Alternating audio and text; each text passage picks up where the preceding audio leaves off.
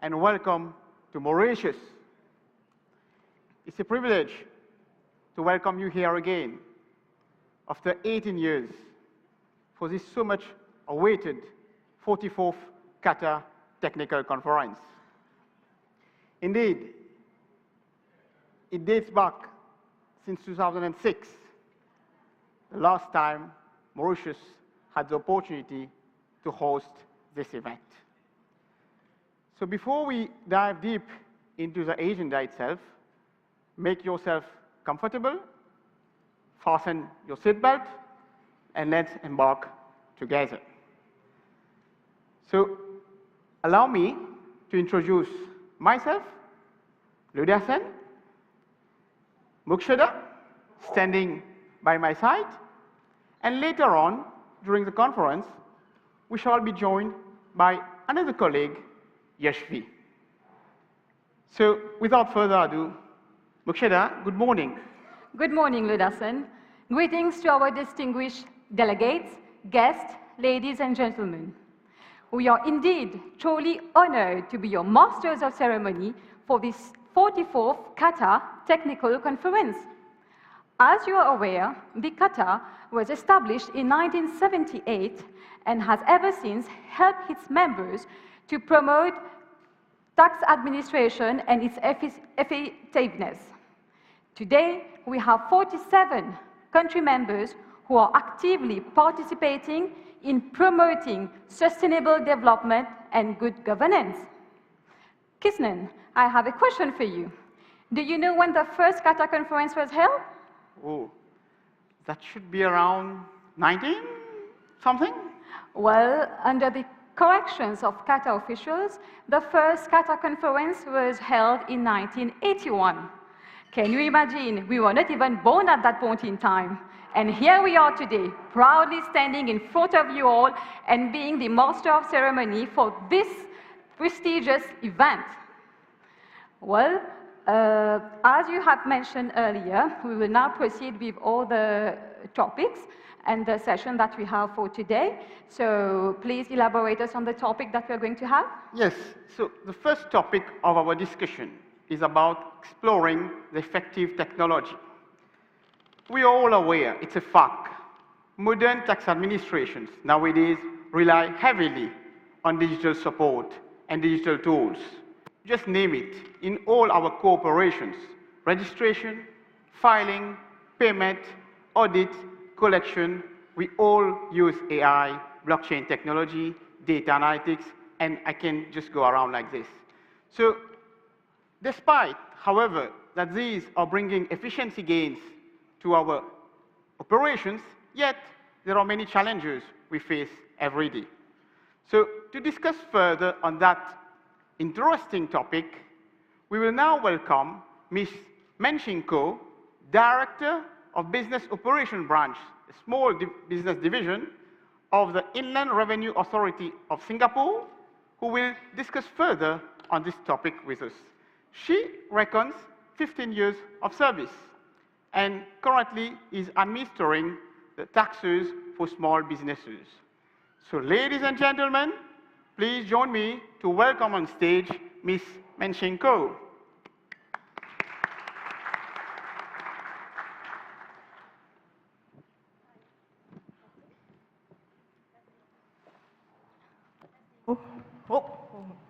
It's okay. Okay, thank you. Thank you, MCs, for that wonderful introduction. Very good morning to all. Dr. Abu Tariq Jamaluddin, Chairman of CATA, Dr. Esther Kosin, Executive Director of CATA, Dr. Suhamon Lai, Director General of the Mauritius Revenue Authority, fellow delegates, ladies and gentlemen, a very good morning to all again. My name is Meng Sing, and I'm from the Inland Revenue Authority of Singapore, or IRAS for short. At the IRAS Small Business Division, I lead a team of more than 100 officers to handle tax assessments for about 500,000 small businesses in Singapore. My team and I also work hand in hand with our IT division as business users to co-develop systems for our taxpayer base. It is my very great pleasure and honor to be in Mauritius today to kick off the first topic on the agenda. I'd like to take this opportunity to thank Esther and her team from CATA for bringing us together as tax administrations to enable tax cooperation and knowledge sharing. I would also like to extend my very deep gratitude to the Mauritius Revenue Authority, led by Director General, Mr. Suhartmo Lau, for being such gracious hosts for the 44th Annual Technical Conference. I look forward to an enriching and meaningful conference over the next few days. Singapore and Mauritius share many similarities, despite the distance that separates us. We are both sunny islands in the sea, members of the Commonwealth, and our populations are ethnically and culturally diverse. This morning, my presentation will be on the topic, exploring the effective use of technology in tax administrations. This is an area that IRAS has great interest in, and we are very happy to be sharing our experiences today. I'm sure later on, we will also be able to exchange some of our common tips and challenges as we all embark in our own digital transformation journey. As you can see by the choice of my background, which I apologize, I didn't click. It is about a boat, right? It reflects the location of where we are today, but also the fact that digital transformation is a bit like going on a nautical adventure. All sailboats hope to have smooth sailing voyages as we explore new lands and opportunities. But there will also be times where we have to navigate the waves, unprecedented and emerging challenges never seen before. So this is the agenda that I will cover today. First, I will touch on how at IRAS we are using technology to redefine taxpayers and staff experiences.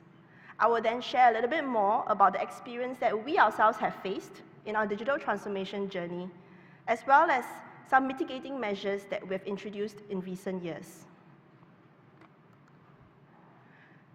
In a fast-changing environment, IRAS must embrace technology to stay relevant. Like many of other tax authorities, we have various complexities and challenges in recent times. These forces include new technologies which are significantly reshaping societies. Over COVID and after COVID, there are many new things like generative AI, ChatGPT, that are changing the way that we run our lives, as well as how we collect taxes. There's also heightened expectations from taxpayers for more comprehensive and responsive services. And even as the demands on our systems are increasing, at least here in Singapore, we're not giving birth to enough babies. So we must therefore support an expanding tax base with a workforce that has to be increasingly more lean and productive. So against this backdrop, it is crucial that IRAS modernizes our systems, processes, and capabilities to put us in the best possible position to stay relevant. This slide traces the transformation of IRAS from 1992, when we were established as a statutory board, to the present day. Technology has been a key enabler at every step of the way.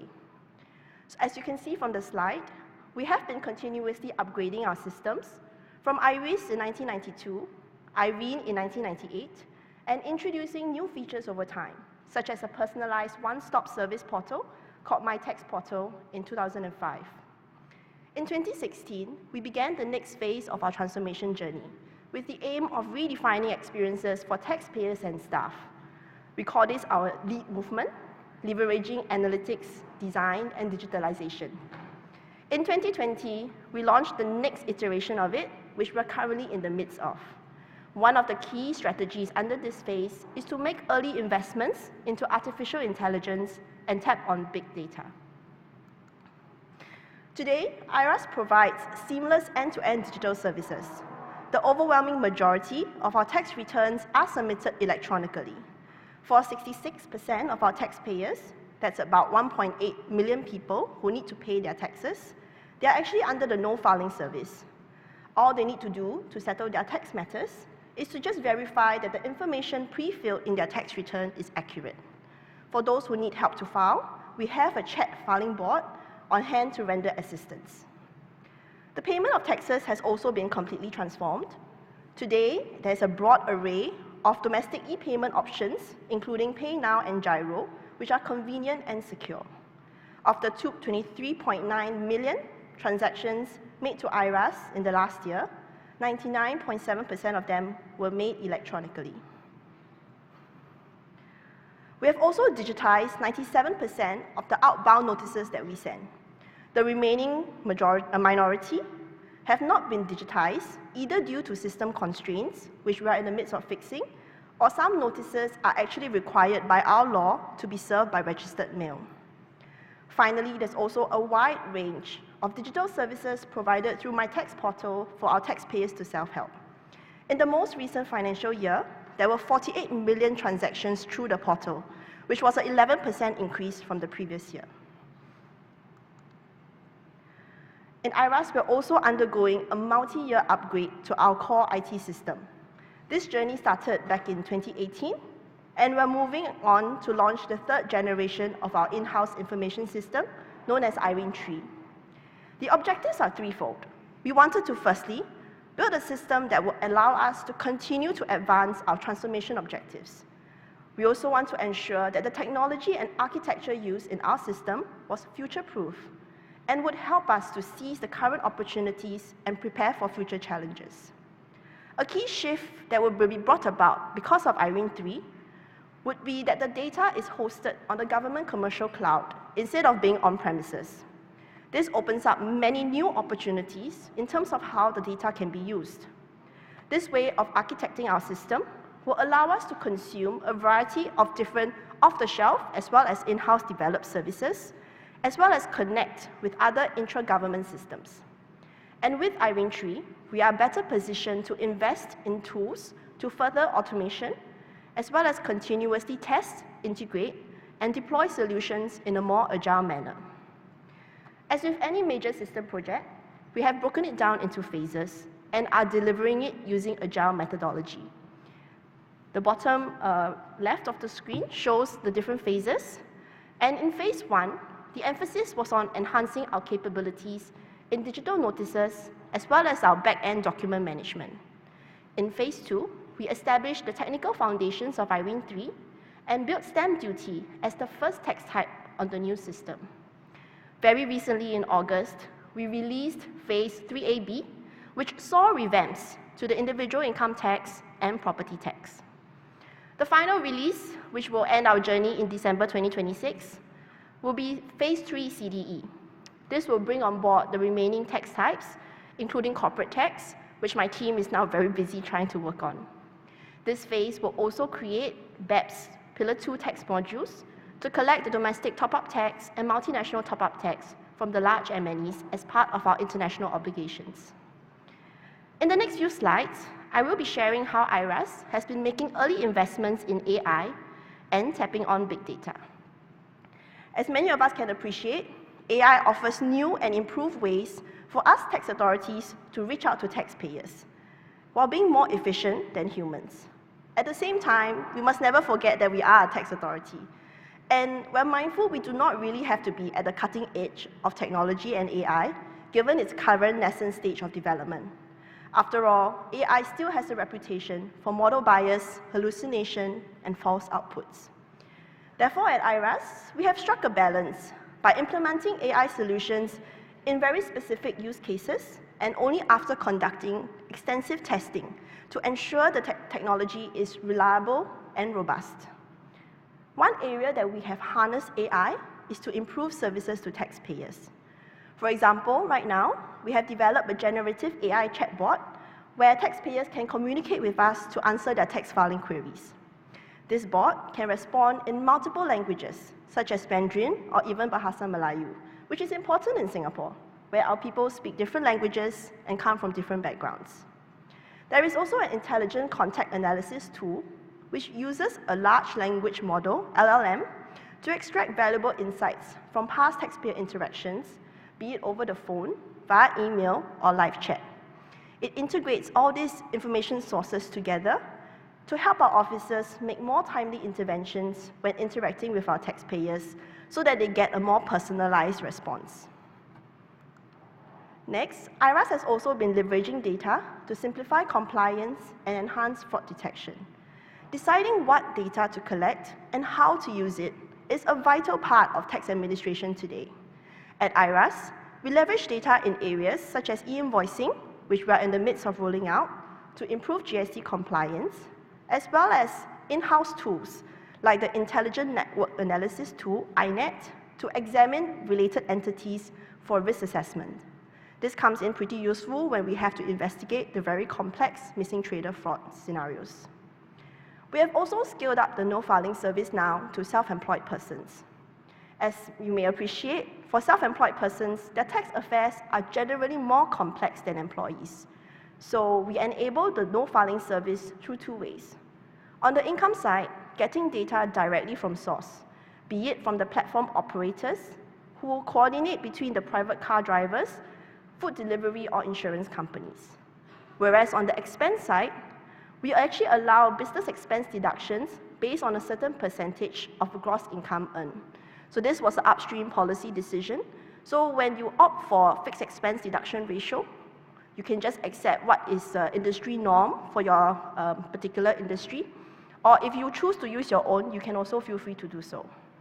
So putting these two together, self-employed persons with no changes to their pre-filled income and agree to claim the fixed expense deduction ratio no longer need to file their tax returns anymore. We also try to use AI internally, and we always upskill our staff to use technology to help them in their work. One such tool, which was actually launched by the Singapore Government Tech Agency, is known as PairChat. So this leverages ChatGPT-like technology to help our officers in a broad range of writing, research, and operational tasks. I've actually tried this tool myself. I would say that there are benefits, but it's always needed for a human to still look through what the PairChat has generated to ensure that it doesn't hallucinate and give you the wrong outputs. We also invest in developing digital competencies of our staff so that we can build a workforce that has a good baseline of data and digital skills. To achieve this, we have developed different training roadmaps tiered by levels so that staff with different levels of competencies can aspire and work towards. So we now shift our focus to share some challenges that IRAS has faced in adopting technology and how we have tried to navigate them.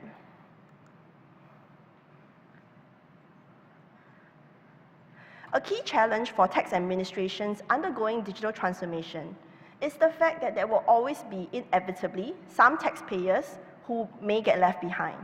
This could be due to their resource constraints, or perhaps because they're not so digitally savvy, the elder generation, and those that, perhaps need a little bit more help along the way.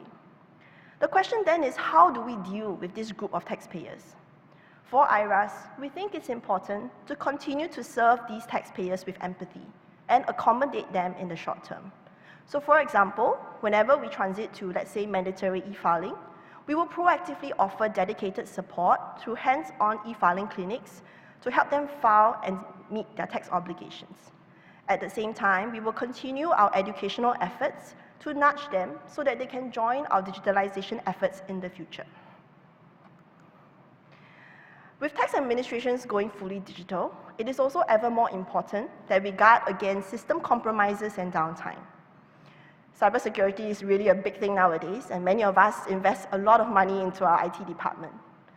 So to mitigate the risk of cybersecurity attacks, we have put in place up-to-date security measures and multi-layer defenses. Some examples include adopting the Zero Trust model, which is to trust nothing and verify everything. We also conduct penetration tests and bug bounties to help us uncover cybersecurity blind spots and system vulnerabilities so that we can fix them in a timely manner. For example, we regularly participate in the government bug bounty program, which offers rewards to white hat hackers up to US $10,000, depending on the severity that they have discovered. Next, in the area of data. Data is the lifeblood of a digital government, and it's important for all staff to build a strong culture of excellence in using, sharing, and safeguarding taxpayer data. To mitigate the risk of leakage or misuse, we have put in place preventive controls, such as data encryption and proactive reactive controls, like software installed in all of our machines to block threats from external programs. In addition, it is very important to protect the last mile, which is how our staff use the data in their day-to-day work. We regularly educate our staff through e-learning and quizzes to minimize data breaches arising from staff oversight and mistakes. We also regularly launch our in-house phishing activities so that we can proactively make sure that our staff do not fall prey to external phishing attacks. We log and track all end-to-end user activities to identify risky or suspicious behaviors. I will next move on to our other challenges, which is protecting taxpayers from scams and guarding against the downsides of AI. With technology, it has also increasingly enabled scammers to operate at scale across the globe. And their tactics, we observe, have grown increasingly sophisticated over the years. In the first half of 2024 in Singapore, there were 26,000 cases of scam victims who have lost, in total, about 385 million Singapore dollars. So this is no small sum. Scammers typically try to lure their recipients to click on phishing links, which can lead to financial loss for the individuals. So members of the public may receive unsolicited SMSs purportedly from us, claiming that they are eligible for tax refunds. When they click through to the embedded clickable links, they will then be directed to spoofed IRAS web pages, where they are asked to enter their full name and credit card details. Such scams that impersonate the tax authority would make the public doubt the authenticity of our contacts, especially when nowadays we are reaching them almost always digitally. This would erode trust in the long run and would not be ideal. So to mitigate this risk, we have launched various initiatives to make sure that we guard ourselves against these scams. So at the government level, there's actually an anti-scam phone application that has been developed. So members of the public can just download this application. I have it myself. It's called Scam Shield. So once you download this application, it would actually check and block incoming scam calls against a list that's maintained by the Singapore Police Force. It would also scan SMSs from unknown numbers to detect scams and notify the users not to fall prey to them. On IRAS's end, we also promptly publish advisories every time we discover new modus operandi to alert members of the public. To us, the responsiveness on our part is very important so that we make sure that they do not fall prey to these new and emerging scams. Finally, I think I've also previously mentioned, the rise of AI has presented certain challenges. There is model bias, hallucination, and false outputs. To guard against these downsides of the new technology, we have put in place an internal AI ethics and governance framework. This framework ensures that potential risks are properly assessed and mitigation measures are in place before we launch any AI-enabled applications within IRAS. So my last point is really on the challenge of supporting our staff through system changes. Even as externally we are trying to make our taxpayers more digital, internally we also have to make our staff more digital. Throughout our history, IRAS has undergone several rounds of major system updates, and we're in the middle of now with IRENE 3. Such changes can cause uncertainty and worry among some staff, as they may not be so comfortable or willing to use the new system or change their ways of working. So to address this, it is very important to have regular and open communications with staff. We will also step up change management efforts, particularly across the transitional period, to show how some staff can benefit from the improved productivity. So from the screen, you can actually see, it's actually our in-house article. We call it the Biz Buzzworthy. So we find that many staff, they get very overwhelmed with all the various system changes. So what we did was we actually launched a bi-weekly newsletter to give staff updates in little snippets so that they're not so overwhelmed, and also everything will be saved in an in-house COP or community of practice intranet, so that every time they are using the new system, they can just go in, all the self-help guides, all the user guides, all the tips and FAQs, they're all saved there for knowledge management. So at IRAS, we will continue our efforts to use technology effectively to redefine experiences for our taxpayers and staff. As we go forward, we will do our best to keep up with the latest tech trends and to achieve our goals and objectives. We will also scale up the use of data and technology to deliver personalized and seamless services. Finally, we are determined to level up the skills and competencies of every staff member so that at the end of the day, we have a digital workforce that is keeping in step with our own digital transformation. So I've come to the end of my presentation. I hope that the sharing from our Singaporean context has been interesting and useful to you. I look forward to networking and exchanging more tips over the next few days, and I wish you all a pleasant day ahead. Thank you.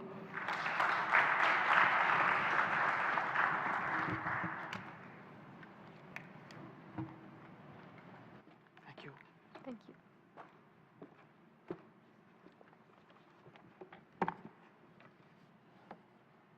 Thank you, Ms. Maxine. We are indeed truly impressed by the proportion of communication which are digitalized at your end, where you have mentioned 97% of the notices and letters are issued digitalized way. Indeed, investing in technology is no longer a luxury, but a basic essence for a tax authority. Our expert has not only shared valuable insights on the incredible opportunities that lie ahead of us, but also on the challenges we face as tax administrators. This exposé today is a testimony to the positive impacts that technology brings, not only on revenue collection, but also on fostering trust between tax authorities and citizens. Yes, we are now moving to the next session, and I hope you're all comfortable how things are progressing. But just before that, we'd like to reflect on something. Just an observation we have made. Since the morning, or probably preparing coming here, and over the next few days, we're going to hear a lot about technology, technology, and technology. But yet, I'm sure most of you here, we have smartphones, smartwatches, tablets, even we have tablets here. But we just observe one thing. Coming here, we all have a pen with us. By the way, it's a beautiful pen. May I ask you, why is it that we are focusing on technology, we are focusing on AI, but then we still need this pen with us? You have any idea, Mokshada? Well, Dasan, I'm carrying an iPad today, so why don't we just ask our tax experts? Anyone, please? That's an easier way to... The question is, why a tax person always carries a pen? Anyone, please? No? Okay, Krishnan, do this honor yourself in giving us the answer. It's like a self-question and answer session. Anyway, it's not really an answer, but just an observation we made. In the opening remark of His Excellency today, you will recall that he talked about the twin concepts of tax evasion and tax avoidance. We as tax auditors, in our everyday life, we have to make the distinction between tax avoidance and tax evasion. I will go further. You can ask our taxpayers. They will say that our tax auditors, at the spin of a coin, would decide what is allowable deduction and what is not. You just ask our taxpayers, you will get this answer. So, my observation is that this pen helps us to draw the line between tax evasion and tax avoidance, between allowable expenses and non-allowable expenses. So the reflection is, we have technology, we have artificial intelligence, but we need human intelligence as well. The blend of this will surely help us in progressing. So that was my reflection, Bhukshana. Well, Dasan, I'm sure today, as we move forward, we're going to see our pen from a different perspective, right? Well, now coming into some serious matters now, the main concern for any tax administration remains what we call tax compliance. To this end, we are privileged to have a panel of experts with us today who will share their insights and experiences. Their knowledge will help us to understand not only the current landscape, but also the future possibilities that digital technology holds for tax compliance. Ladies and gentlemen, it is with immense pleasure and honor that we welcome on this stage our esteemed moderator for today's panel discussion, Mr. Hank Williams, Deputy Commissioner General, Strategic Services Tax Administration, Jamaica. His deep understanding of the issue at discussion makes him the perfect guide for today's conversation. Mr. Hank will surely help us navigate through the perspective of our distinguished panelists and facilitate an engaging discussion. So we may please welcome Mr. Hank Williams.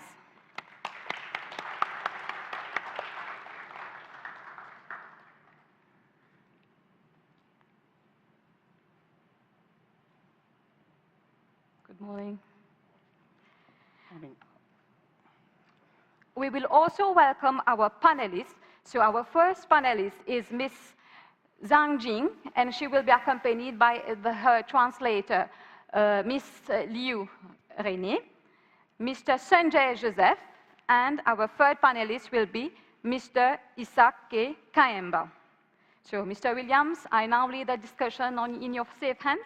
Thank you. For all the panelists, we have a mic on your seat. You can just have it.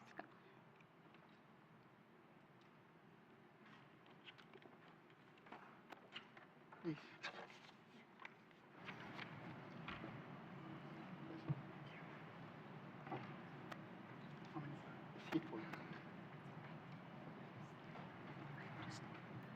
Good morning, everyone. It's indeed a privilege to be here this morning. Let me firstly thank CATA for the invitation to represent Jamaica at this very esteemed event. And also, I must thank the Director General of Mauritius Tax Authority and staff for the warm and very much good hospitality that I've received so far. We can all agree that it is indeed a privilege to be in the paradise of Mauritius. This morning, the first session treats with digital technology for tax compliance, the opportunities. It's indeed an honor to be with these three distinguished panelists as we discussed this very critical topic. While taxpayers fail to comply with the obligations are inevitable due to multiple reasons such as ignorance or reckless evasion, revenue administrations are continuously building strategies in their endeavor to minimize tax non-compliance.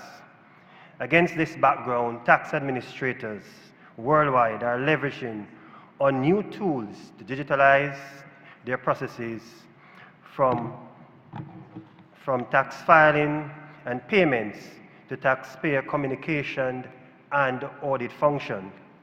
The objectives of this session are to allow the participants to explore the opportunities offered with the adaptation of digital tools in some key areas of tax administration functions, and to share country experience in moving forward towards digitalization of tax administration.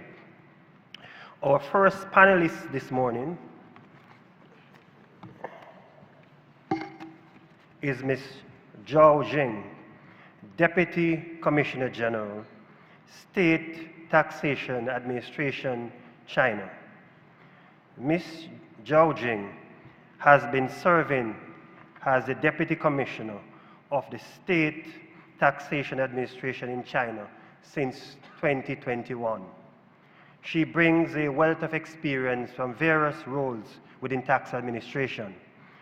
Before her current position, she was a Deputy Commissioner General of the Fujian Provincial Department of Finance, the Deputy Director General of Fujian Provincial Local Taxation Bureau, and the Director General of Fujian's Provincial Tax Services of the State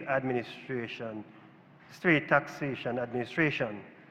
Ms. Zhao holds a master's degree in economics from Xiamen University. Help me at this time to welcome to the podium to deliver a presentation Ms. Zhao Jing.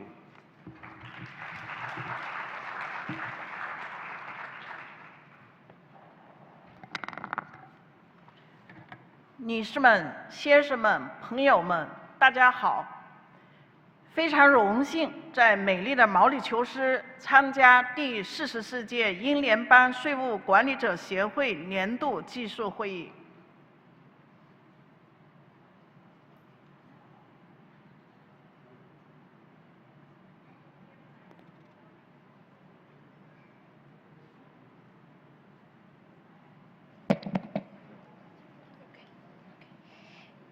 Ladies and gentlemen, dear friends, good morning.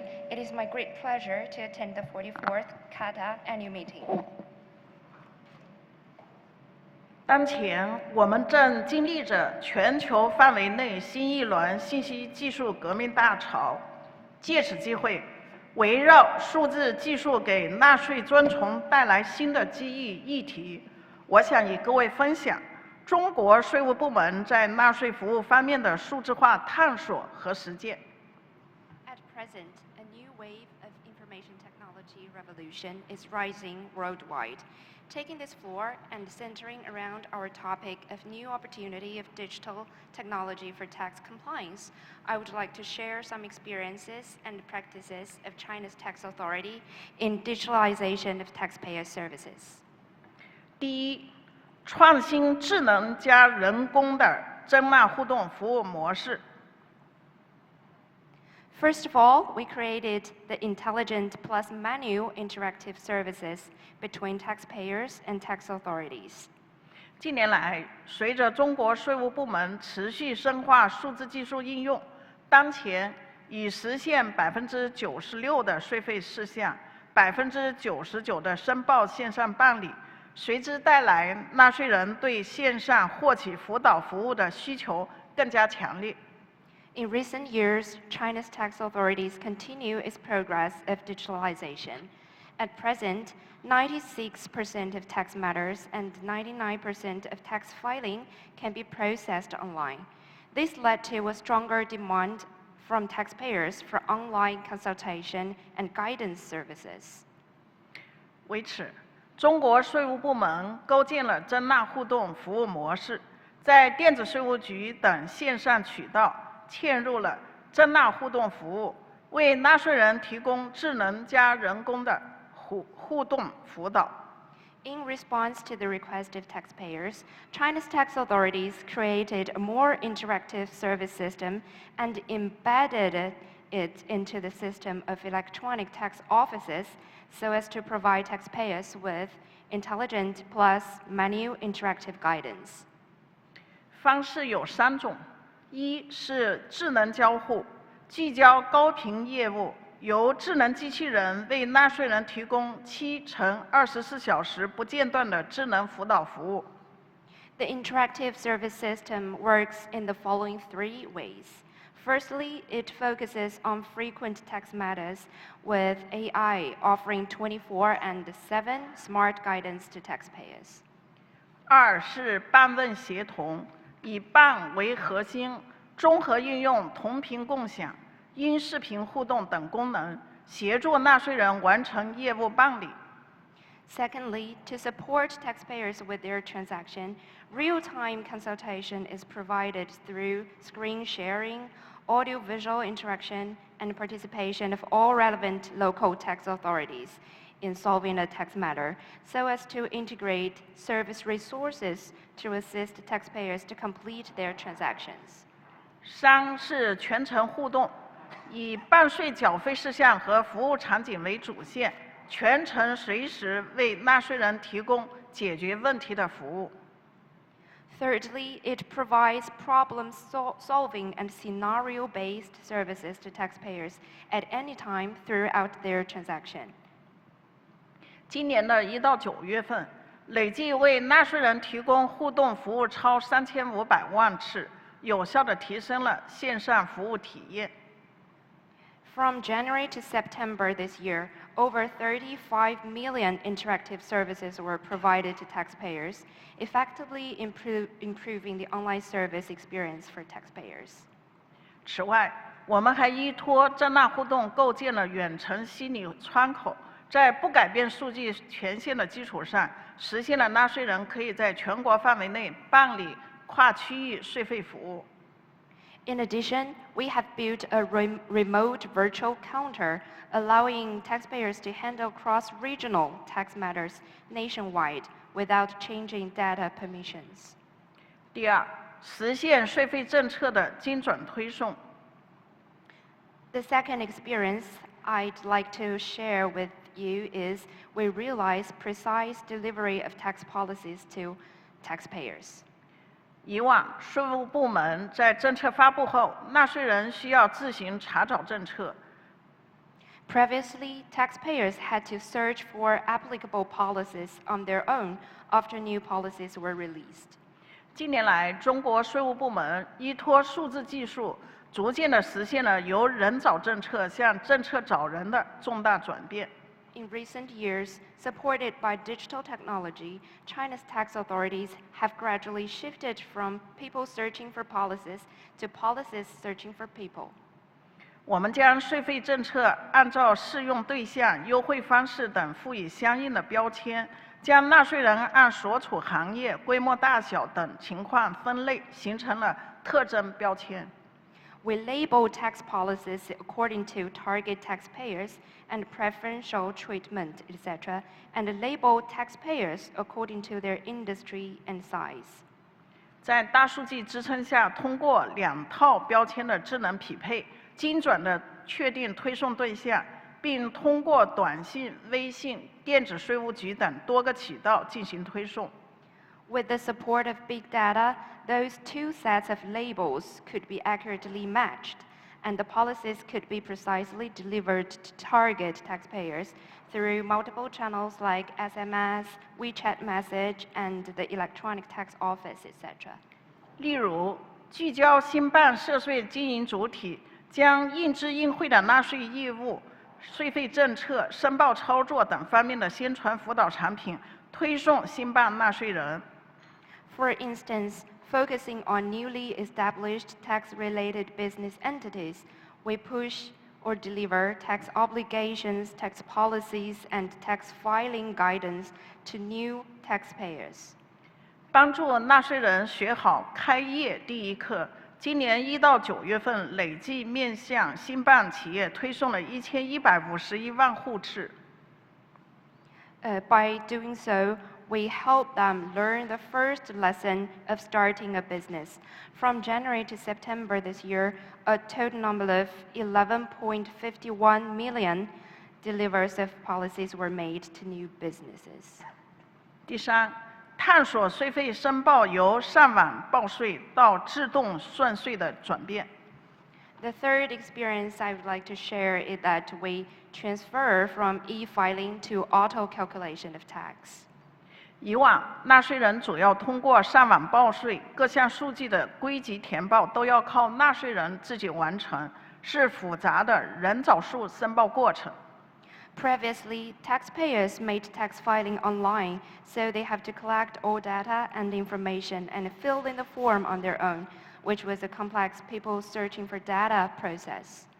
随着智慧税务的推进，我们首先在个人所得税综合所得申报中实现了自动算税。With the advancement of smart taxation, as the first step, we realized the automatic tax calculation in the comprehensive individual income tax filing.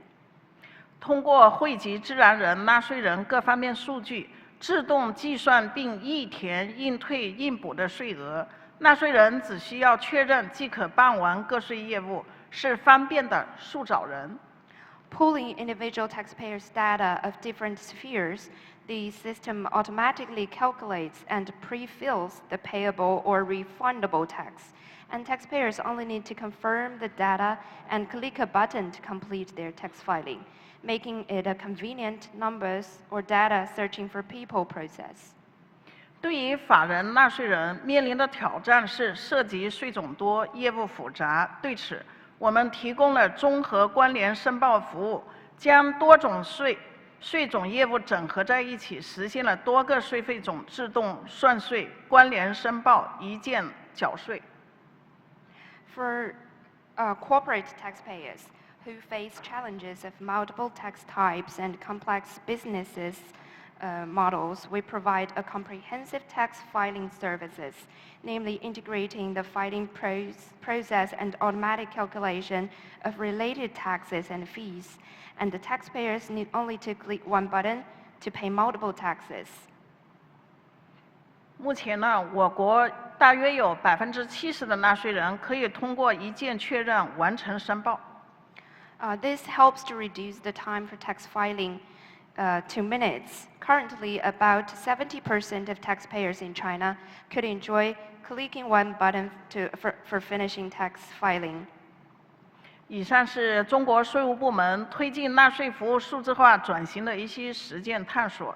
感谢CATA和毛里求斯税务局为与会各方提供了分享经验的良好平台。 Those are some of the practices of China's tax authority in digital transformation.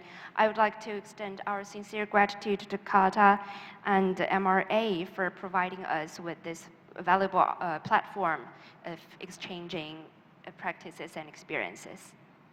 我们愿意与各国同仁持续开展税务数字化转型交流，进一步加强国际税收合作与经验分享，为加强全球经济税收治理贡献更大的力量。 We would very much like to communicate with our colleagues of CATA members in terms of digitalization of tax administration. We are also delighted to enhance international tax cooperation and knowledge sharing. Together, we will make greater contribution to global governance. 祝大会取得圆满成功。Thank you. I wish the conference, the meeting, every success. Thank you. Thank you.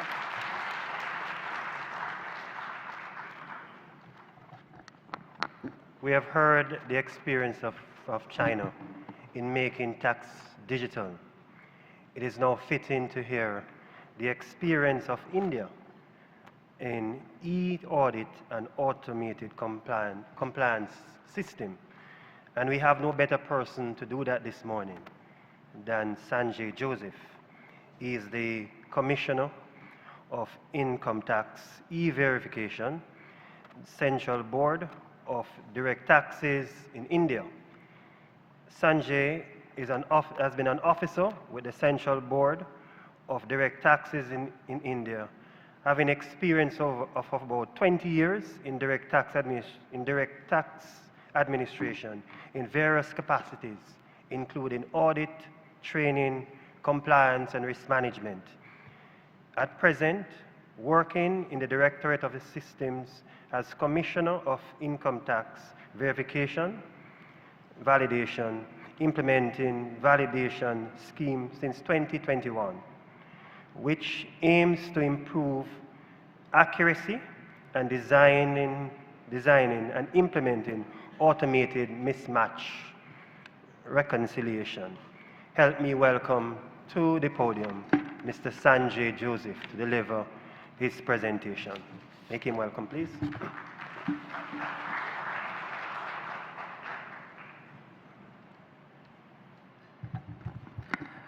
Senior officials from CATA, MRA, and my fellow participants, a very good afternoon. I will not go into very detail in about the thing. We have got only 10 minutes. I will directly come to my presentation. Next slide. The next one, please. Okay, this is the only slide I am having. This is about the flow, the risk management flow, the life cycle, what we are doing in our entire ecosystem. So we have got an annual information statement which we collect from different organizations. There are mainly three sources of information we are having. One is about specified, we call it as specified financial transactions, where a lot of financial intermediaries are expected bound by law to report certain transactions. We have got about 18 different reports which we collect, they annually file with us.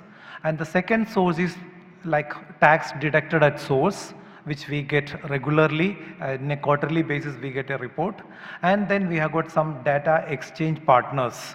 They are not legally bound to give us the information, but we have got agreement with them. Mostly it is our sister concern. We have got a different organization in our country for indirect taxes. Mostly our information come from indirect taxes for under data exchange partners.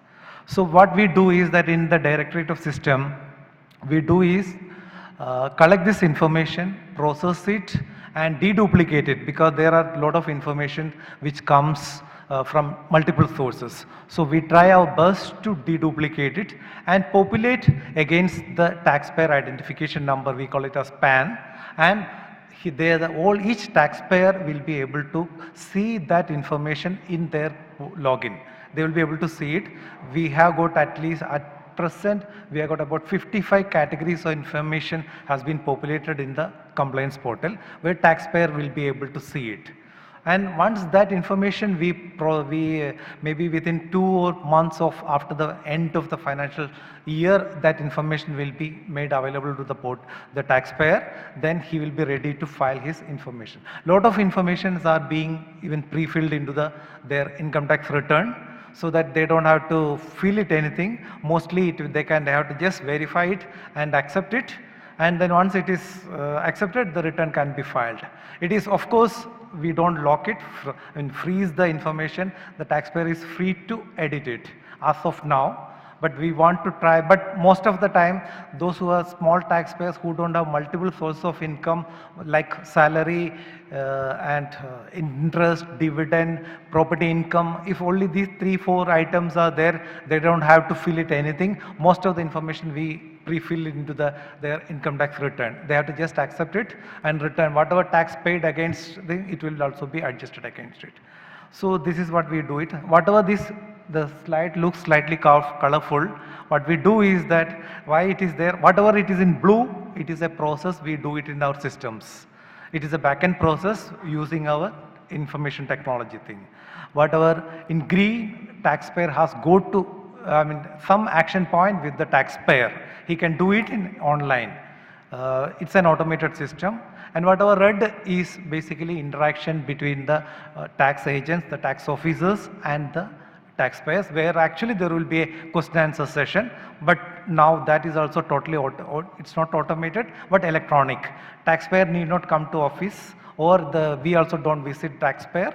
So it is the scrutiny or the audit happens through interactive mode in electronic way, that is in that red mode. So once we populate the information in the annual information statement, taxpayer is free to give his feedback. If suppose there is a reporting error, or if it is a duplication or any other mistakes, taxpayer can give his feedback. Okay, this is the information is not correct, or this is the correct information is this one. He can give that information. If there is a disagreement from the taxpayer, we automatically communicate that information back to the source from where we got the information. That is what the last line, so where the information source has to cross check it, and he will be able to report it back to us, either confirm that information, or he can say that no, whatever taxpayer says is correct, so he will be filing a correction statement with us, so that the information, now we are in the same page with the taxpayers. Now once that is there, we do our risk analysis, that is the mismatch. We do it in our system base using our data analytics, and whatever information he has provided in his income tax return, we cross check it, and then we raises the mismatches. So then we do an e-campaign basically. So we will populate these mismatches to the taxpayer. We will alert the taxpayer using email and the SMSs, so that taxpayer can come back and see what are the mismatches there in the portal. So he can give his response, and this response is automated, and taxpayer need not fill anything. Most of the questions we are having, actually we give answers also to the taxpayer, so that he can select it. He don't have to fill anything, and because we also don't encourage anything, any text entry. Earlier we were doing it, now we are almost stopping it. It's mostly we give that opportunity to the taxpayer. So select the option so that it can be analyzed properly, and for taxpayer also it's very easy. You don't have to think, I mean hard, okay, these are the possible scenarios. So this is where actually we use technology, the machine learning, AI, and the natural language processing. We are trying to do it. Once the NLP, we are in the beginning stages. Once it is there, even this, taxpayer can, even if he wants, he can fill in his text, which we will be reading it in the system thing.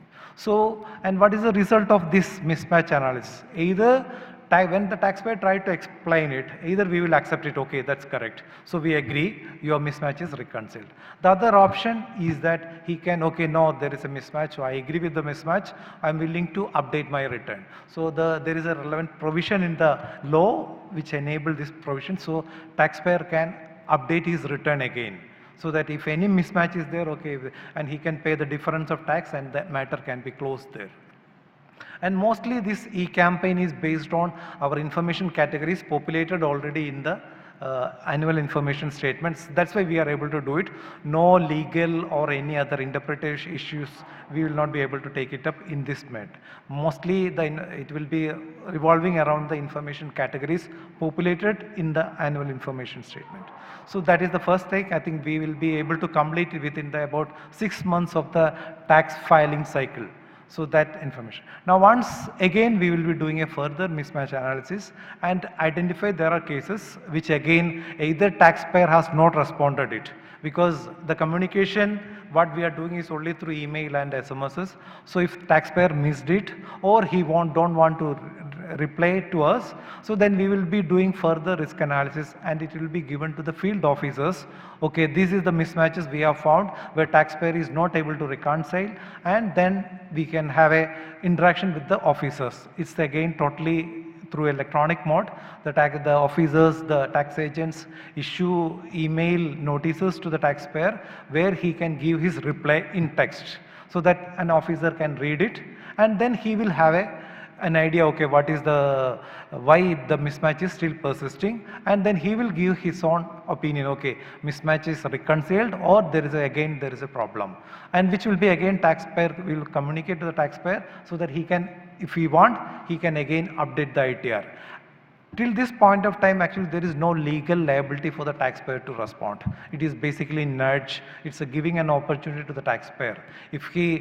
When we started this process about 3-4 years back, so now the number of the updated ITR we are getting is increasing. That means the taxpayers are willing to listen to our notices or messages and give us an updated ITR, and we are getting substantial tax out of it. And this is basically the taxpayer also, it's very easy, so there will be no penal consequences if cases will not be going under the audit part. Now the final about 10 months down the ITR filing, return filing, we will be doing a final risk analysis. Then if there is again we are using the data which is available with us, matching with the information available with the return, and then we identify what are the risky income tax returns which will be again allocated to randomly. As of now we have got a faceless system of audit where actually the returns will be allocated randomly to a team of officers, and then that team of officers will be going in detail with the tax return and other information available with us, and they will be raising questionnaires and communicate to the taxpayer. And here taxpayer does not know which officer is handling it, because it is a faceless system. Only the questions goes to the taxpayer, and taxpayer can give his reply there, and if he wants a hearing also, if a one-to-one interaction is required, we arrange a video conference. But again the officer's face will be masked so that they will not be able to see which officer is handling his case. And then based on that thing, this is a scrutiny, the audit we call it, and it's totally an electronic interaction. And then there is here there is a legal process, and if the officer does not agree with the taxpayer, then he will be recalculating the income and raising a demand. This is the process flow which we are following at this stage. In around, I think, by 15-16, our digitalization, the e-filing was completed. So beyond that, actually, we are trying to do this process where it is totally electronic interaction, e-audit, faceless audit, and e-verification. E-verification will result in updated ITR. That is what we want to do it.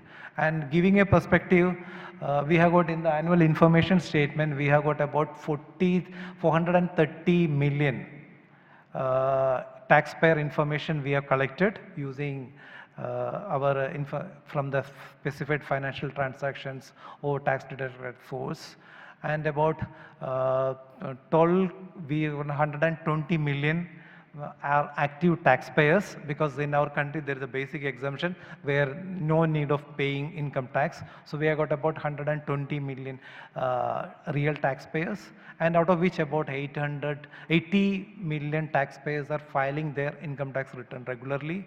And in the last, our AES, the annual information state has been made live in year 21.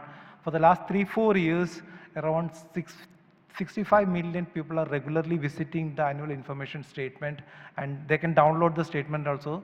And then if they want to give a feedback about the misreporting, it can be given also. So this is our ecosystem. It's slightly huge. So this is our data bank, and on which we are working over it. I think this is what I want to talk about our process. Thank you very much.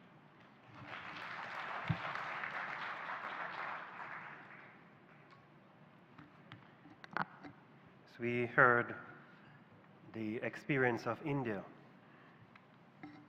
on e-audit and automated compliance system. Now it's time to hear from Uganda on the digital forensic laboratory for prosecution-led investigation. And it's fitting this morning that we hear from, this afternoon, that we hear from Isaac Kimber, who has been headhunted. He was headhunted from the telecommunications sector, and he joined the tax authority in 2009, specifically to start up the digital forensic function in Uganda Revenue Authority. He has headed up that department for over 15 years and is responsible for setting up a digital forensic laboratory in Uganda since 2010. This was the first of its kind in Uganda and also in the East African region under tax administration. He has organized and facilitated conferences hosted in Uganda on the auspices of the African Tax Administrators Forum, ATAF, aimed at promoting digital forensics and other scientific practices in revenue administration across Africa. He holds a Master's of Science in Computer Forensic and Law from the University of Greenwich in UK, London. He is qualified by the Professional Evaluation and Certification Board as a certified lead forensics examiner. He is also a certified practitioner with industry standard forensic tools like eCase of guidance software, OpenText, and other access data points. Help me welcome Isaac to the podium to deliver his presentation. Thank you.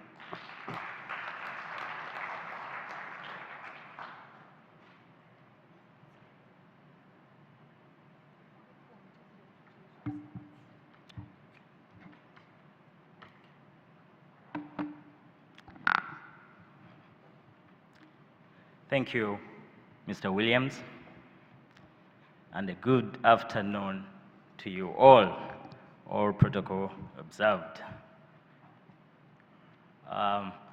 This afternoon, we're going to be talking about digital forensics, and specifically, its importance in prosecution-led investigations in the tax administration era.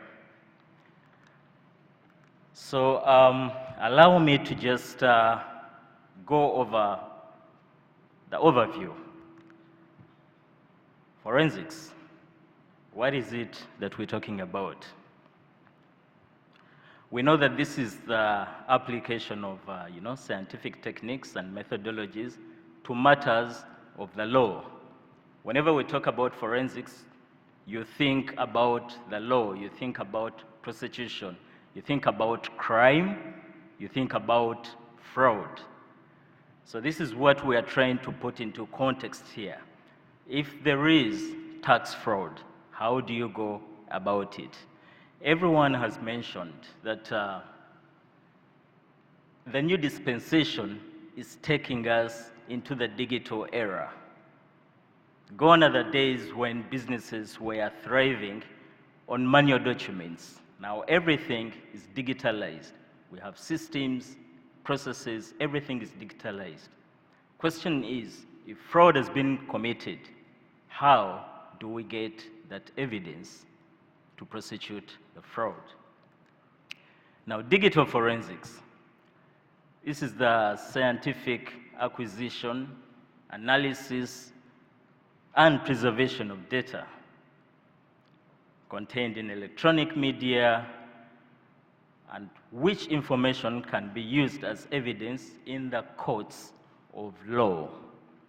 We all agree that taxation is law. So if the law is broken, where is the redress? How do you come to the bottom of it? How do you bring the offender to book? Now, the forms of digital forensics that we practice or that we have come across in Uganda. We have computer forensics, email forensics. We know there's a lot of information that is shared on email.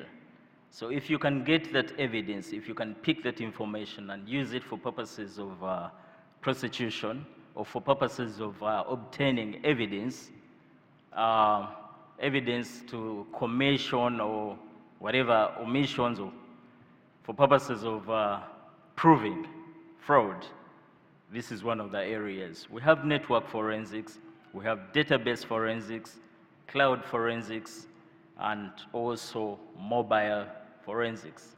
I think our MCs here demonstrated that, everyone these days has got, a digital kind of,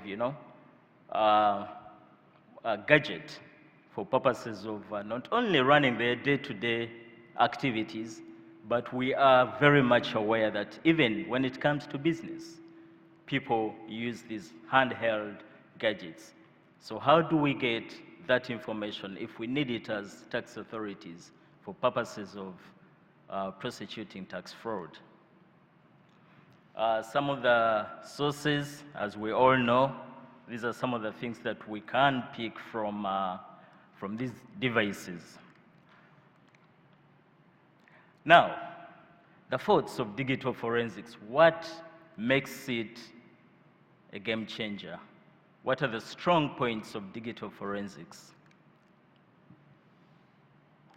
These are quite a number of points, but just allow me to finalize with this. I think I have another slide, and that should be able to wrap it off, because this is what I am here for. What makes digital forensics a game changer in as far as tax administration is concerned, in as far as bringing to book tax offenders is concerned. So I will skip that, but don't worry, we shall just wrap up with that very same information. Now, talking about electronic evidence, what are the sources? We talked about the forms, but now, what are the sources? Now, these are things that we are familiar with. We can see the flash drives, we can see the wearables, we can see the handhelds, the computers, the drives, but again, most importantly, the big data, the servers, where people or taxpayers or entities, business entities, economic operators, where they keep their information. So these are the sources. When we talk about digital forensics, and we need to pick information, we're not going to look for box files. We're not going to look for, because we know some people operate paperless offices. So if you are to look for the invoices, the printed copies, you might fail to get anything. So the question is, if information is stored in this form and in this nature, how do you extract it? How do you get it in the nature or the form that will help you to pick evidence that will be admissible in the courts of law?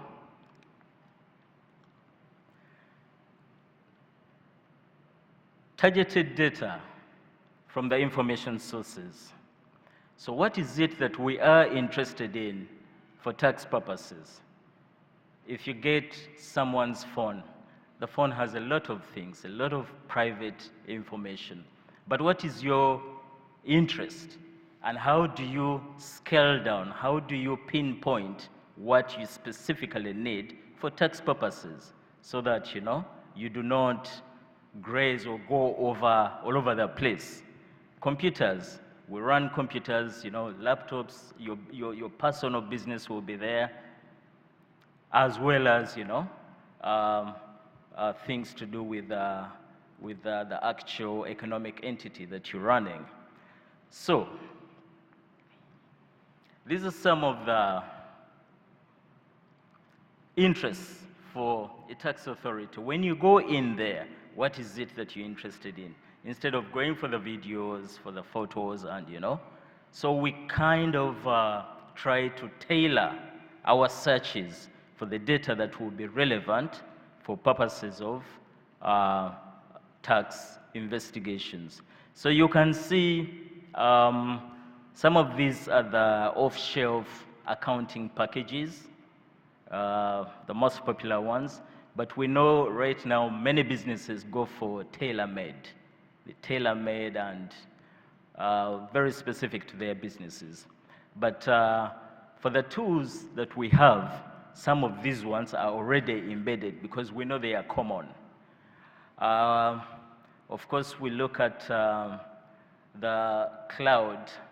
We look at applications like Google, the Google Drives, the mails. Some mails, these are off-shelf ones, the open source. But then again, you will find that, many organizations will have their own specified, they are in-house mail platforms. But all that can be drilled down to, and the information can be obtained for purposes of proving that indeed there is an element of tax fraud. So to do all this, you require tools. There are two aspects here. You need the people who are knowledgeable in what they're doing, but again, you need the tools to be able to execute the job. Now, these are some of the best, the standards. These have been qualified by several courts of law. Whenever you go, you talk about NCASE by OpenText. This is American-based. You talk about Celebrite. Celebrite was originally Israeli, but I think now it has got some, American connotations. You talk about Access Data, which have the FTK, the Forensic Toolkit, Oxygen Forensics, Autopsy, but then there's also a range of open source tools, the ones that you can easily get off the internet. However, the open source ones they get you the results, yes, but when it comes to admissibility of that kind of evidence in the courts of law, you might find some bit of a problem, because these ones have been peer-reviewed and they are generally acceptable in the courts of law. There are also other commercial ones. I didn't put everything here. For example, Paramben forensics software. Then down there, I have the VSC 8000. This is from Foster and Freeman. This helps in document examination. We also do document forensics. Things to do with forgeries. You have uttered a false document to the tax authority.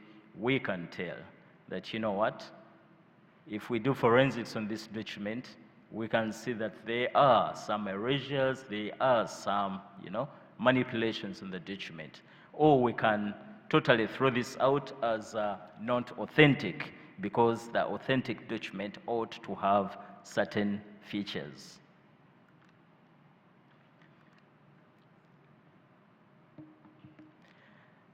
Now from the start, we talked about forensics, and we said forensics is something to do with matters of the law. So what does this mean? It has got an implication. It means that for you to practice this, to do this, there has got to be a framework, a legal framework under which you operate. So that's why I'm saying here that the strong legal and institutional framework is very essential to ensure the use of forensic evidence in the criminal justice system. And what do we have in Uganda? In Uganda, this has been embedded in the tax laws. We have introduced certain sections in the laws that enable us utilize digital forensics for purposes of pursuing tax fraud. So what does this do? For starters, you don't just come and pick someone's laptop or someone's phone because you need to pick information. There has got to be some kind of legal framework under which you operate, under which you will be permitted or allowed to do that kind of thing. If you went to a commercial entity and you needed to seize information, or you needed to image, you needed to pick information from their servers, how do you do it? Do you just walk in and do so? So this is what we're talking about here. You need a legal framework. So those of you who do practice digital forensics in your tax administrations, probably we shall get to know whether you have got this in place. But those who might want to embark on this journey, the question is, as you prepare, as you think about it, you need to also think about the legal framework under which you will be operating. Other guiding laws which are not very specific to tax administration, we have the Computer Misuse Act, the Electronic Transactions Act, and the Electronic Signatures Act. We can also borrow from such acts to be able to perform our work. The process of digital forensics, it's basically about identification. You identify, has fraud been committed, or is it suspected? Now this usually comes from intelligence. They tell you, you know what, we think entity XYZ has got issues. And we believe that the only way that we can prove that such issues actually do exist, we need to carry out some bit of either a search and seizure, obtain digital evidence, and use it for prosecution. So it starts from identification, then it goes to collection. Collection is that process where you are basically obtaining that information, either through a search and seizure, you move in, you do the digital imaging, and then you move on to examination and analysis. So once you've imaged, you've got lots of information, but not everything is relevant to a specific crime that is suspected to have been committed. So after examination and analysis, you get the exact information that you need, and then you move on to reporting. Usually the reporting is pushed on to the investigators as evidence that you have picked. They put everything together, tie in the dots, they connect the dots, and eventually they proceed to prosecution. Now, this is what I skipped the other side, and I wanted to bring it to at the end. The application of forensics in tax investigations. How has it been a game changer for some of us who have been practicing it for now quite a number of years? First of all, it helps us acquire electronic and volatile data. For sure, from the beginning, we all know that much of the information that we require is kept in electronic format. So how do you acquire it? Through digital forensics. Then the second very vital point here is the reconstruction of crime scenes through virtualization. If, for example, I came and if your phone was of interest to the tax authority, if I picked it and imaged it, which should take me a few minutes to image it and I give it back to you, then we can reconstruct it. I can put it up on the screen and open it up like as if I'm holding your actual handheld. If I'm to go into your emails or your chats, I will open your chats, but I've given back the phone to you, so we can virtualize and bring it back to life from the image that we obtain from it. Then there's recovery of data lost, either intentionally or accidentally. So with digital forensics, even if they told you in the morning that these guys are coming and you choose to delete things, either on your computer or on your phone, we can bring back to life what has been deleted. So we can be able to tell that, you know, this was here, but actually at this time or on this day, you deleted it. Then there's a detection of fraud schemes. But most importantly, let me just rush to the last bullet, the preserving of the integrity of evidence collected for court admissibility. Now, this is the importance of forensics, because someone can say, many of the things that you're talking about, my IT guy can actually do it. If it is to obtain or extract information from the computer, my IT guy can do that. Forensics follows certain procedures and processes which are so much important for purposes of preserving the integrity of the data, because we do not add anything. If I pick the phone and I virtualize it, I will not add anything or subtract anything. And that is what the courts of law are very much interested in. When you picked it, are we sure that what you picked is what was on the phone? Did you introduce anything? Did you remove anything? So this is a very, very important aspect when it comes to admissibility of evidence in the courts of law. Ladies and gentlemen, please allow me to stop here. And this is digital forensics for you. Thank you very much.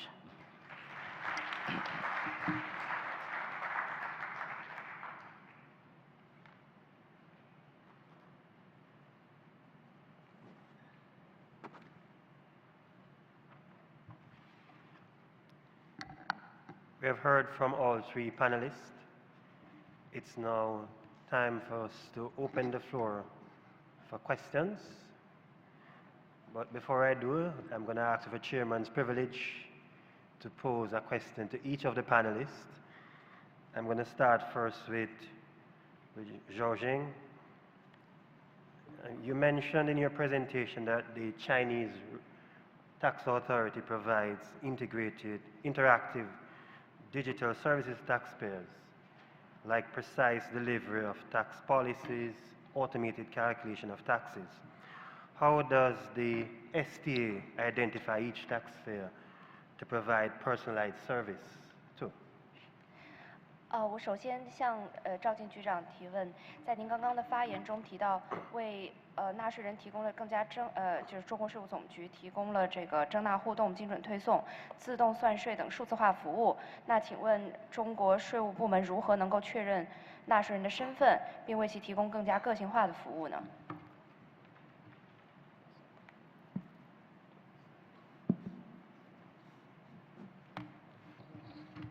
好的，感谢您的提问。Thank you for your question. 那么我做一个简要的回答，就是我们为了更好的为税务人员提供支撑，为纳税人呢提供服务，我们是建立了全国的统一的税务可信数字身份体系。And in order to better support tax officials in service, we have established a unified digital identity system nationwide. 数字身份是作为实体身份在数字空间的映射，是连接纳税人和税收征管流程的桥梁，使纳税人能够在自有系统以及税务部门、其他的政府部门、第三方信息系统间无缝交互。As a projection of physical identity in the digital space, the digital identity bridges taxpayers with the tax administration process, enabling taxpayers to interact seamlessly across their own information systems, tax authorities, other government departments, and third-party information systems. 目前呢，我们是建立了全国业务规模最大的税务可信身份管理平台 TPAS。 Therefore, we built the largest nationwide digital identity management platform, which is called TPAS. 一是为所有用户赋予全国统一、终身唯一的数字身份。 Firstly, TPAS provides all users with a lifelong, unique digital identity. 平台呢，不仅是服务于一级的纳税人，还服务于近70万的税务员工。通过应用协同签名、人脸识别、数字证书等验证技术，为所有用户赋予可信的数字身份，有效地解决身份冒用、账号混用等问题。 The TPAS platform serves not only millions of taxpayers, hundreds of millions of taxpayers, but also nearly 700,000 tax officials nationwide. So by using verification technologies such as collaborative signatures, facial recognition, and digital certificates, the platform gives all users a reliable digital identity, effectively solving problems like identity theft and account misuse. 第二是实现与国家电子政务平台的身份互认，通过身份信息跨系统、跨部门、跨区域、跨承接互认通用。 Secondly, we achieve mutual identity recognition with the National E-Government Service platform. So the digital identity information is available across different IT systems, government departments, regions, and levels of tax authority. 让9000多万的企业纳税人、10亿多的自然人纳税人便捷顺畅地办理各类政务服务。 It allows over 90 million corporate taxpayers and more than 1 billion individual taxpayers to conveniently and smoothly enjoy various government services. 并为非基民企业提供远程数字身份认证，实现跨境涉税事项的办理。 It also provides remote digital identity authentication for non-resident enterprises, enabling the operation of cross-border tax matters. 第三呢是强化身份隐私的保护，充分尊重并保护纳税人个人信息安全，在取得纳税人授权同意后，才能采接个人信息。 Thirdly, the platform strengthens privacy protection to respect and protect information security for taxpayers. All personal information can only be collected with the authorization and consent of the taxpayers. 同时呢，提供个人信息采集列表、查阅功能，方便纳税人查看授权了哪些信息，并给予哪些服务，增加对个人信息的掌控感。Taxpayers can also review the list of collected personal information at any time to identify those information authorized for certain services, thus increasing their control over their own personal information. Thank you very much. Thank you very much for your very comprehensive response, Jojing. Let me quickly go to my other two colleagues. Sanjay, you spoke to the importance of having a compliance risk module, which is very important in order to treat with the whole matter of verification. But could you explain to us some of the challenges that you'd have faced in India implementing the automated compliance system? I think the challenges are universal because I was listening to Ms. Ko from Singapore. Whatever she was talking about, it is exactly the challenges we are facing in our system. And we have got some added challenges like we are a country, big country. We have got about 10, 15 major languages. So mostly our systems are developed in English. Then majority of the people don't understand it. So then we have to develop it in other languages also.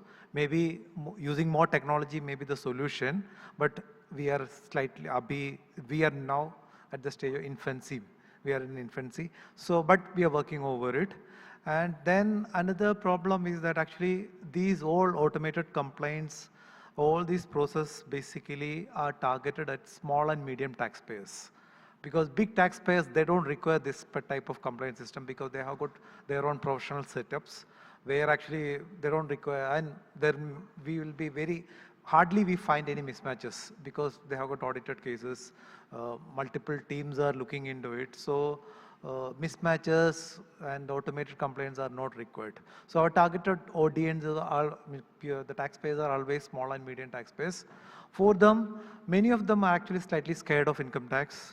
Even though when we design, we are assuming that the taxpayer himself will come and read it, understand it, and then give his response. It is not like that, even though we try to simplify it like anything, but still they have to go to the moment we raise a mismatch notice, they raise it to their tax professionals, and they obviously in their own interest, they create a panic. And it actually goes back against backlash. Strong backlash will be there. Even though nowadays what in our email we are saying that this is not a notice.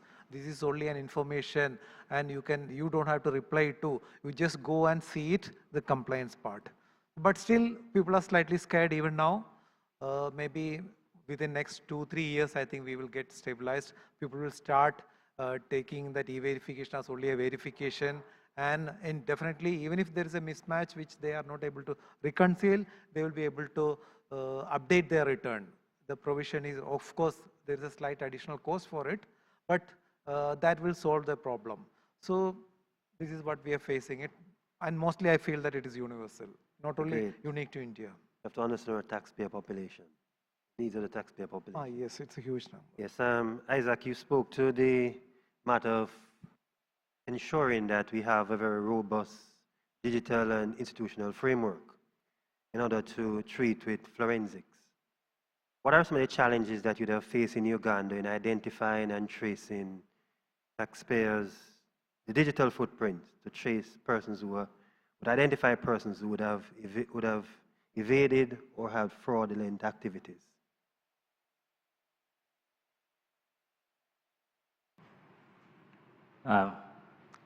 Thank you, Mr. Williams. I think I will talk about just the one major challenge. The one major challenge is virtualization. We know that for this kind of work of ours to flourish or to be able to achieve our objectives, you physically need to get to the sources of information. If we're talking about a server, you physically need to get to the server and image it obtain the information from the server. If it's a computer, a handheld device, physically it has got to be there. So if you go for a search and seizure, and you find that much as the office is paperless, there are also no gadgets. Why?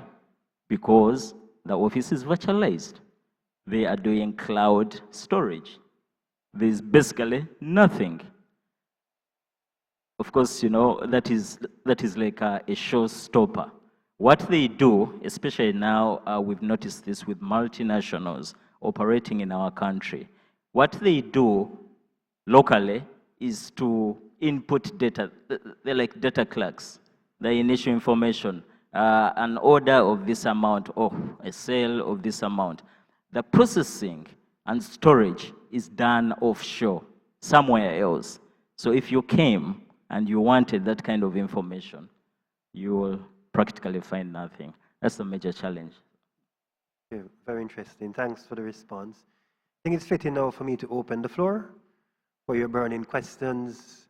We'll take 2, and if we can squeeze in a third, we'll take it, but we'll go for 2.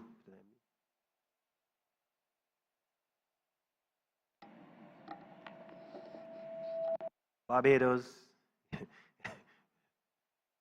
Ed. Isaac, I just want to say that you're scary. I don't.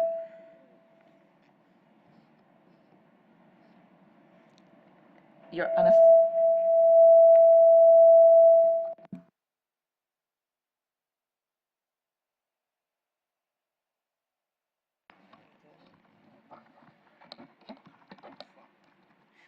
You need to move. You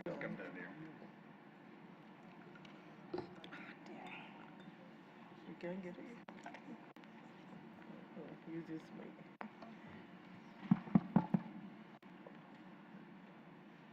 Be careful with these mic speakers. Good morning, everyone.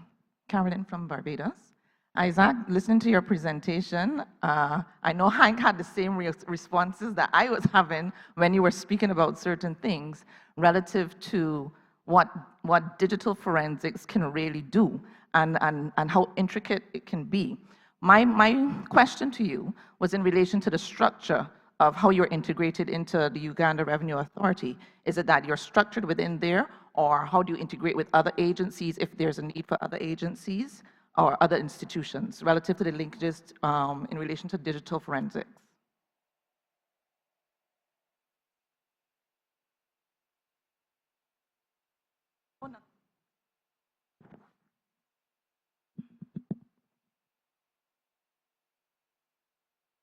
Thank you. I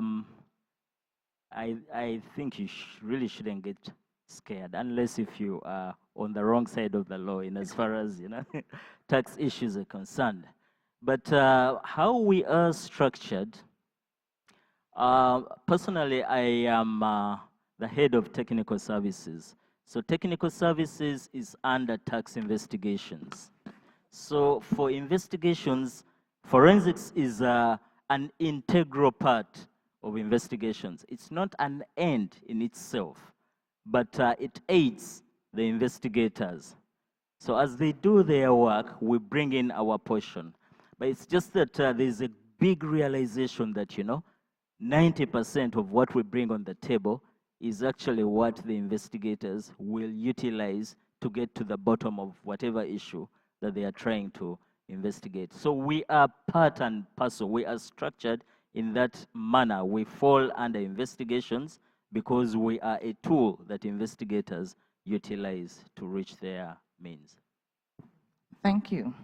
And to Sanjay, I know that everyone had curiosity because I saw the buzz when you said this, and this was in relation to, well, I'm asking the question, why are the officers face masks in relation to the audits? I would say that it is increasing our transparency so that taxpayer need not. This is basically a team-based assessment or scrutiny, the audit. It's not only the one officer, there is another team is there. So it's a team is doing it. That officer who is doing it need not be present himself, or that is irrelevant in the whole scheme of the things. So it increases the taxpayer confidence also. Okay, so now to my real question was, how did you engage taxpayers relative to e-audit? The response. In terms of, yeah, in terms of getting them engaged, because I think you said it was a 3 to 4 year process, but how did you build up So that we engagement? started this one in the year 20, before 20.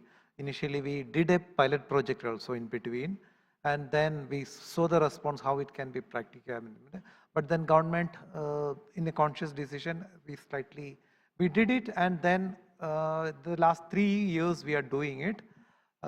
Taxpayer response is good, but then it's not each and every case is under faceless scheme. If there is a search or any search and seizure operation has happened, then it will not be a faceless scheme. And also if there are international taxations. In such cases, it will not be a faceless, there will be normal scrutiny where the taxpayer can visit the office and there will be an interaction there. Thank you for the question and also the responses. I'm going to now invite Nigeria, representative from Nigeria, to state your name and pose your question. Thank you. Thank you very much for all the presentations. My questions and comments are for the speaker on the digital technology. The first practical question you addressed, which is where the information you want is kept in the cloud, especially for multinationals who operate globally. Do you just give up? That's one. Two, as a practical matter, forensic tools is a moving target. You gave the example of Celebrite. One day Celebrite woke up and said, we're no longer operating. And there are enforcement agencies, tax authorities that have invested heavily in the tool and in training and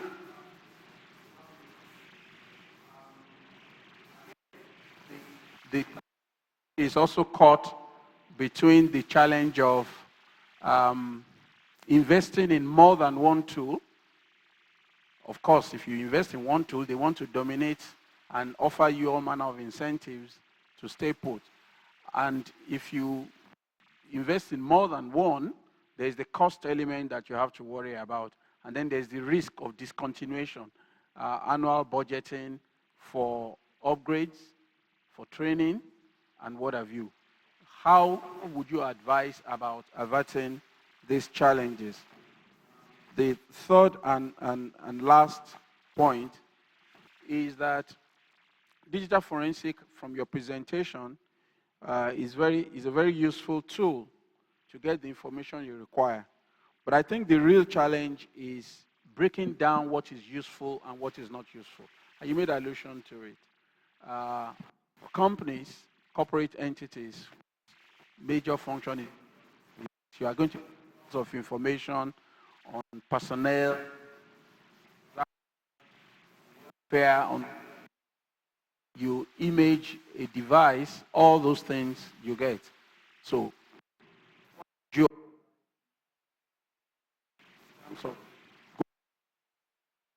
and not just anything that is available or accessible to you.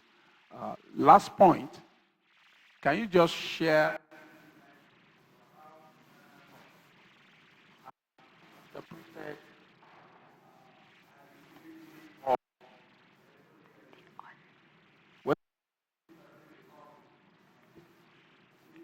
Nigeria, for example, even though legislation has tried to clarify it, whether or not there's been some resistance to the admissibility of electronic evidence by challenging the reliability of the source, you know, and of course you've mentioned the issue with the risk of dilution or credibility of the evidence that is being presented. Thank you very much. We'll invite Isaac to address. Thank you very much for those very insightful questions. The first one was on cloud storage. And in a nutshell, you are asking, if you are faced with this kind of situation, do you just give up? The answer is gray. It is not black or white. It's gray because it depends on the situation. For starters, with multinationals, we now utilize the exchange of information platform. I mean, those ones who are on the global forum, they know there's that route that is utilized. But why I cannot say we totally give up? Okay, for starters, technically, you will not be able to access what is not available to you unless if you are given the credentials, because certainly people will have lots of security features embedded around their data. If it's offshore, you don't simply access it the way you would access it if it is hosted locally. So that is one of the issues, but we are also getting into the area or the era of cloud forensics. It is an area that is being piloted now, just to see how best we can be able to penetrate that kind of scenario. Then the second question was about how do we get to what is useful? Because, like I said, a phone or a computer or whatever will have lots of information, but you need to pinpoint. For starters, as a forensics person, when you go in, there has to be a reason as to why you're going into something. It can't be random, because that is not acceptable.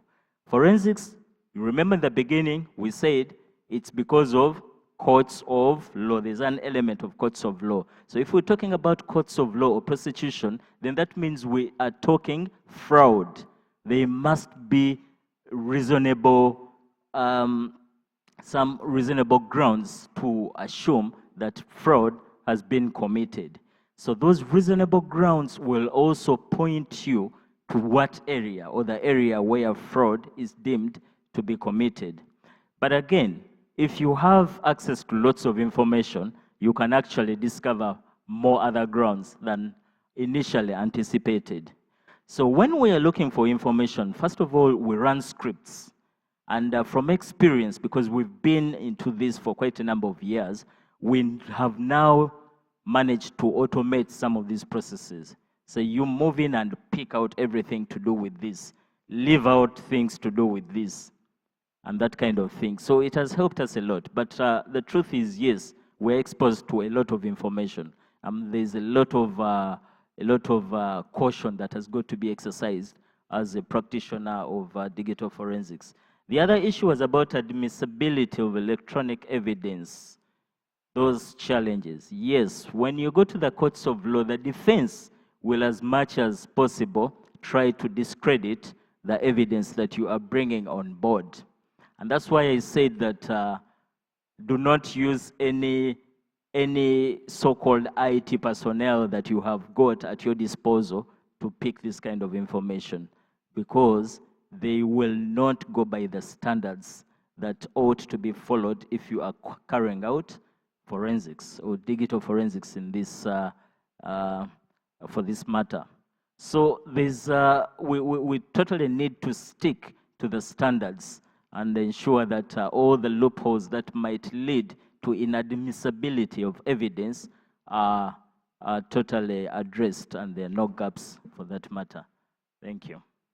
Thank you, Isaac, for that comprehensive response. I think it's fitting for us to end the session at this point in time. I'll hand over to the moderators.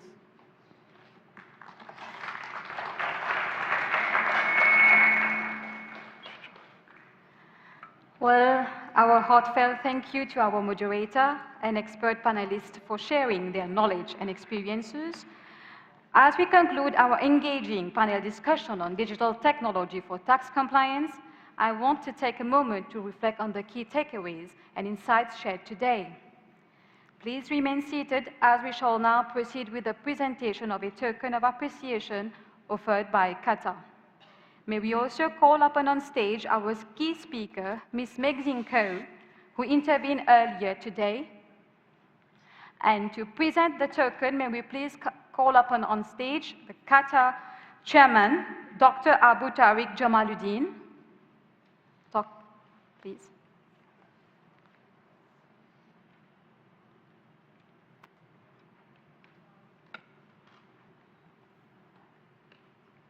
Just stand by somewhere.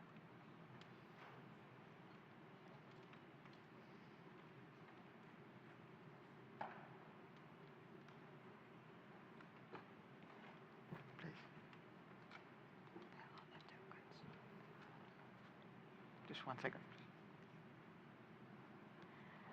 So the first token is being presented to Mrs. Coe.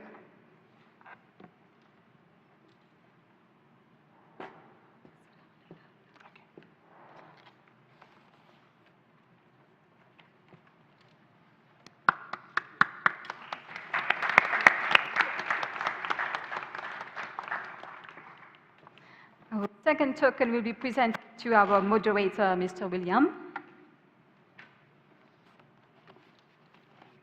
It's okay. Good. Then we will have our next token to Ms. Zhang Ding.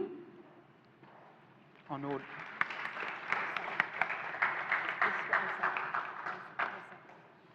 Followed by Mr. Sanjay Joseph.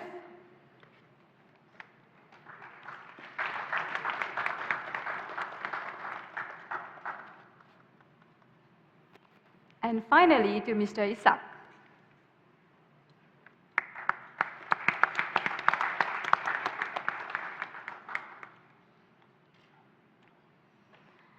Thank you all. We shall now proceed with a traditional group photo, so please remain on stage.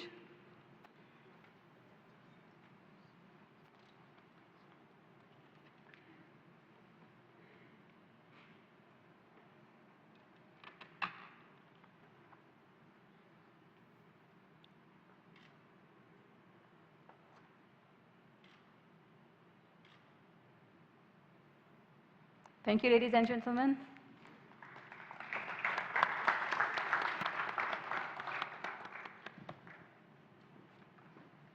Yes, you may please.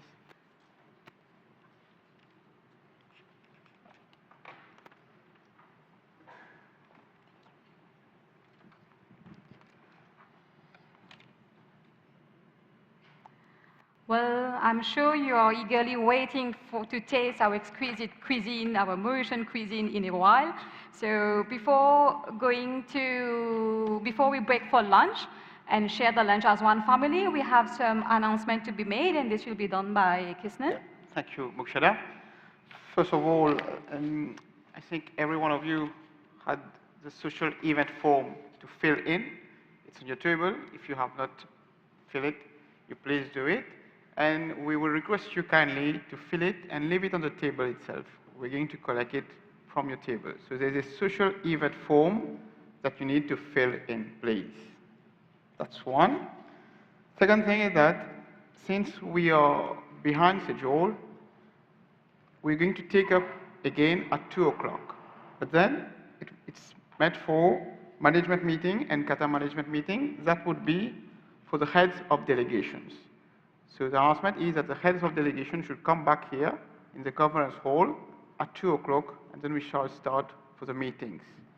For the rest of the delegates, good news, you have a free evening, but then don't forget, we meet at Water Edge for the Mauritian Fusion Night.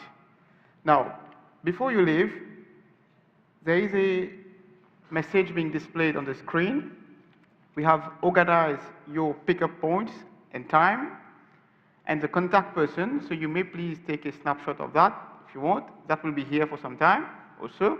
So you have different pickup times, contact persons, their phone numbers, and the venue you're staying in.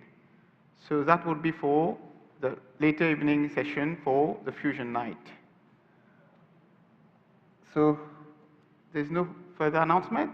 So now I invite you to go for lunch.